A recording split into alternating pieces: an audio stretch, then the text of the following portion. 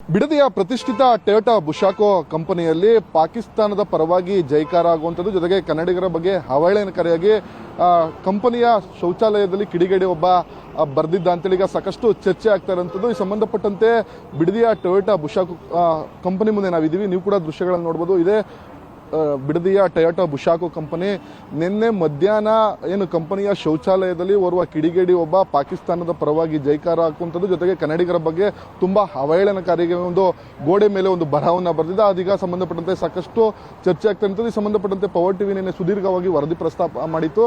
ವರದಿಯ ಬೆನ್ನಲ್ಲೇ ಈಗ ಬಿಡದಿಯ ಪೊಲೀಸ್ ಠಾಣೆಯಲ್ಲಿ ಒಂದು ಪ್ರಕರಣ ಕೂಡ ದಾಖಲಾಗಿರುವಂತದ್ದು. ಬಹಳ ಪ್ರಮುಖವಾಗಿ ಏನು ಟೊಯೋಟಾ ಬುಶಾಕೋ ಕಂಪನಿ ಏನಿದೆ, ಈ ಕಂಪನಿ ಅಂದ್ರೆ ಒಂದು ನೋಟಿಸ್ ಬೋರ್ಡ್ ನಲ್ಲಿ ಈ ರೀತಿ ಬರೆದಿದ್ದಾರೆ ಅಂತೇಳಿ ಒಂದು ಪೋಸ್ಟ್ ಅನ್ನ ಮಾಡಿತ್ತು.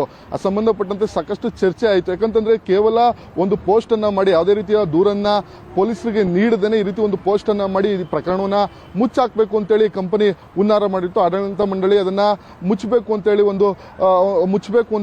ತೀರ್ಮಾನ ಮಾಡಿತ್ತು. ಆದ್ರೆ ಯಾವಾಗ ಆ ಪೋಸ್ಟ್ ವೈರಲ್ ಆಗ್ತಿತ್ತು, ಪೊಲೀಸರು ಕೂಡ ಭೇಟಿಯನ್ನು ಕೊಡಿ ನಿನ್ನೆ ಏನು ಕಂಪನಿಯ ಸಿಸಿಟಿವಿ ದೃಶ್ಯಾವಳಿಗಳು, ಜೊತೆಗೆ ಆಡಳಿತ ಮಂಡಳಿಯ ಸಿಬ್ಬಂದಿಗಳು ಉದ್ಯೋಗಿಗಳನ್ನ ಒಂದಷ್ಟು ಪ್ರಶ್ನೆಯನ್ನ ಮಾಡಿದಂತ ಸಂದರ್ಭದಲ್ಲಿ ಇದು ನಿಜಕ್ಕೂ ಕೂಡ ಇದು ದೇಶದ್ರೋಹ ಕೆಲಸ ಅಂತೇಳಿ ಪೊಲೀಸರು ಕೂಡ ಭಾವಿಸಿ ನಿನ್ನೆ ಆಡಳಿತ ಮಂಡಳಿ ಒಂದು ದೂರನ್ನ ಕೊಟ್ಟೆ. ಆ ದೂರನ್ನ ಅನ್ವಯ ಇದೀಗ ಒಂದು ಪ್ರಕರಣವನ್ನು ದಾಖಲು ಮಾಡಿರುವಂತದ್ದು. ಬಿನಸ್ ಆಕ್ಟ್ ನಲ್ಲಿ ಏನು ದೇಶದ್ರೋಹಿ ಪ್ರಕರಣದ ಸಂಬಂಧಪಟ್ಟಂತೆ ಅವರ ವಿರುದ್ಧ ಪ್ರಕರಣವನ್ನು ದಾಖಲು ಮಾಡಿಕೊಂಡು ಈಗ ತನಿಖೆಯನ್ನು ಮಾಡ್ತಾರಂಥದ್ದು. ಅದರ ಜೊತೆಗೆ ಇವತ್ತು ಆ ಬಿಡದಿಯ ಟೊಯೋಟಾ ಬುಶಾಕೋ ಕಂಪನಿ ಏನಿದೆ ಅದ್ರ ಮುಂಭಾಗ ಕನ್ನಡ ಪರ ಹೋರಾಟಗಾರರು ಬಂದು ಪ್ರತಿಭಟನೆ ಮಾಡಲಿಕ್ಕೆ ಕೂಡ ಮುಂದಾಗಿರುವಂತದ್ದು. ಅಂದ್ರೆ ಕನ್ನಡದ ಬಗ್ಗೆ ಅವಹೇಳನಕಾರಿಯಾಗಿ ಮಾಡಿರುವಂತದ್ದು, ಜೊತೆಗೆ ಪಾಕಿಸ್ತಾನದ ಪರವಾಗಿ ಜೈಕಾರವನ್ನು ಹಾಕಿರುವಂತಹ ಬರಹವನ್ನು ಬರೆದಿರೋ ಸಂಬಂಧಪಟ್ಟಂತೆ ಇದೀಗ ಕನ್ನಡಿಗರು ಹೋರಾಟ ಮಾಡಲಿಕ್ಕೆ ಕೂಡ ಬಂದಿದ್ದಾರೆ. ನಮ್ಮ ಜೊತೆ ಒಂದಷ್ಟು ಹೋರಾಟಗಾರಿದ್ರೆ ಮಾತಾಡ್ಸೋಣ. ಸರ್, ಬಹಳ ಪ್ರಮುಖವಾಗಿ ನಿನ್ನೆ ಸರ್ ಪಾಕಿಸ್ತಾನದ ಪರವಾಗಿ ಜೈಕಾರ, ಜೊತೆಗೆ ಕನ್ನಡದ ಬಗ್ಗೆ ಅವಹೇಳನಕಾರಿಯಾಗಿ ಕಂಪನಿಯ ಶೌಚಾಲಯದಲ್ಲಿ ಬರೆದಿರುವಂತದ್ದು, ನೀವು ಕೂಡ ಬಂದಿದ್ರೆ ಏನ್ ಹೇಳ್ತೀರಿ ಸರ್?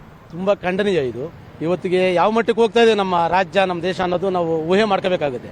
ಇಂಥ ಒಂದು ಪ್ರತಿಷ್ಠಿತ ಕಂಪನಿನಲ್ಲಿ ಅಂತ ಒಂದು ಸಂದರ್ಭ ಬಂದಾಗ ಪಾಕಿಸ್ತಾನಕ್ಕೆ ಜೈ, ಕನ್ನಡಿಗರಿಗೆ ಕೆಟ್ಟ ಅವಹೇಳನಕಾರಿಯಾಗಿ ನಾನು ಹೇಳುವಂತ ಶಬ್ದನ ಬಳಸದೇ ಇರುವಂತಹ ಶಬ್ದದಲ್ಲಿ ಬರೆದ್ರು ಕೂಡ ಅವರು ಪೊಲೀಸ್ ಇಲಾಖೆಗೂ ತಿಳಿಸ್ತೆ ಒಳಗಡೆ ಅದನ್ನು ಮುಚ್ಚಿಟ್ಟಿರುವಂಥದ್ದು ಬಹಳ ಖಂಡನೀಯ. ಅದಕ್ಕೆ ನಾವು ಬಹಳ ಖಂಡಿಸ್ತೀವಿ. ಇವತ್ತು ಇದು ದೇಶದ್ರೋಹದ ಕೇಸ್ ಮಾಡಿ ಅವನ್ನ ತಕ್ಷಣ ಬಂಧಿಸಬೇಕು. ಯಾರೇ ಆಗಿದ್ರು ಪರವಾಗಿಲ್ಲ, ಅವನು ಯಾವುದೇ ಕಾರಣಕ್ಕೂ ಸಾಮಾನ್ಯ ವ್ಯಕ್ತಿ ಅಲ್ಲ, ಅವನು ಭಯೋತ್ಪಾದಕನೇ. ಇಂಥ ಒಂದು ಬರವಣಿಗೆ ಇದೆ ಅಂದ್ರೆ ಅವನು ಭಯೋತ್ಪಾದಕ. ಅವನ್ನ ತಕ್ಷಣ ಬಂಧಿಸಿ ಅವನ್ನ ಕಸ್ಟಡಿಗೆ ತಗೊಂಡು ವಿಚಾರಣೆ ನಡೆಸಬೇಕು. ಅವನ್ನ ದೇಶದಿಂದ ಗಡೀಪಾರು ಮಾಡಬೇಕು. ಯಾಕೆಂದ್ರೆ ಹಿಂದೆ ವಿಧಾನಸೌಧದಲ್ಲಿ ಪಾಕಿಸ್ತಾನಕ್ಕೆ ಜೈ ಜಿಂದಾಬಾದ್ ಅಂದಂತ ವ್ಯಕ್ತಿನ ಇವರು ಅವನೊಬ್ಬ ಬುದ್ಧಿಮಾಂದ್ಯ ಅಂತ ಹೇಳಿ ವಿಚಾರಣೆ ಮಾಡಿಸರು. ಹಂಗಾಗಬಾರ್ದು. ಅದರಿಂದ ಇದು ಮತ್ತೆ ಇಂಥದ್ದೆಲ್ಲ ಮರುಕಳಿಸ್ತಾ ಇರ್ತದೆ. ಇವನ್ನ ತಕ್ಷಣ ಬಂಧಿಸಿ ಇವನ್ನ ದೇಶದಿಂದನೇ ಗಡೀಪಾರು ಮಾಡಬೇಕು. ತಕ್ಷಣ ಅಲ್ಲಿ ಕಂಪನಿ ಅವ್ರು ಯಾರೇ ಆಗಿದ್ರು ಅವನ್ನ ತಕ್ಷಣ ವಜಾ ಮಾಡಿ ಕೆಲಸದಿಂದ ಪೊಲೀಸ್ ಇಲಾಖೆಗೆ ಅವನ್ನ ಒಪ್ಪಿಸಬೇಕಾಗಿತ್ತು. ತಪ್ಪಾಗಿದೆ ಅಂತೇಳಿ ನಾವು ಇವತ್ತು ಈ ಕಂಪನಿ ಮುಂಭಾಗಕ್ಕೆ ಬಂದಿದ್ದೀವಿ. ಅವ್ರು ಏನ್ ಹೇಳ್ತಾರೆ ಕೇಳೋದಕ್ಕೆ, ಮತ್ತೆ ಅವ್ರ ಮೇಲೆ ನಾವು ಕೂಡ ಕಂಪನಿ ಮೇಲೆ ಕೂಡ ನಾವು ಇವತ್ತು ಒಂದು ಕಂಪ್ಲೇಂಟ್ ಮಾಡಬೇಕು ಅಂತೇಳಿ ಎಲ್ಲ ಸಂಘಟನೆಯವರೆಗೂ ಹೇಳ್ತಾ ಇದೀವಿ. ನಮಗೆ ಇವಾಗ ಮಾಹಿತಿ ಬಂದಿದ್ರಿಂದ ಇವಾಗ ಕಂಪನಿ ಹತ್ರ ಬಂದಿದ್ದೀವಿ. ಸರ್, ಅಂದ್ರೆ ಇದನ್ನ ಮುಚ್ಚಾಕ್ಬೇಕು ಅಂತೇಳಿ ಕಂಪನಿ ತೀರ್ಮಾನ ಮಾಡಿತ್ತು. ಕೇವಲ ನೋಟಿಸ್ ಅನ್ನ ಹಾಕಿ ಇದನ್ನ ಇಲ್ಲಿಗೆ ಮುಚ್ಚಿಬಿಡಬೇಕು ಅಂತೇಳಿ ತೀರ್ಮಾನ ಮಾಡಿದ್ರು. ಖಂಡಿತ ಸತ್ಯವಲ್ಲ, ಅದು ಒಂದೇ ಕಾರಣ.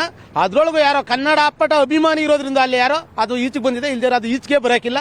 ಅದನ್ನ ಅಲ್ಲೇ ಮುಚ್ಚಾಕೋದಕ್ಕೆ ಕಂಪನಿ ಪೂರೇ ಪ್ರೇರೇಪಕವಾಗಿ ಎಲ್ಲಾ ಕಡೆ ಅದನ್ನ ರೆಡಿ ಮಾಡ್ಕೊಂಡಿತ್ತು. ಇದು ಅವೆಲ್ಲ 2-3 ದಿನ ಕಳೆದ್ರು ಕೂಡ ಗೊತ್ತಿಲ್ಲದಂಗೆ ಆದ್ರೂ ಕಾಟಾಚಾರಕ್ಕೆ ಒಂದು ನೋಟಿಸ್ ಹಾಕಿ ಅದನ್ನ ಮುಚ್ಚಾಗೋದಕ್ಕೆ ಪ್ಲಾನ್ ಮಾಡಿದ್ರು. ಅದು ಬಹಿರಂಗವಾಗಿದೆ. ಇವತ್ತು ಅವರು ತಕ್ಷಣ ಪೊಲೀಸ್ ಇಲಾಖೆ ಜೊತೆ ಕೈ ಜೋಡಿಸಿ ಅವನ್ನ ತಕ್ಷಣ ಬಂಧಿಸೋದಕ್ಕೆ ಸಹಕಾರ ನೀಡಬೇಕು.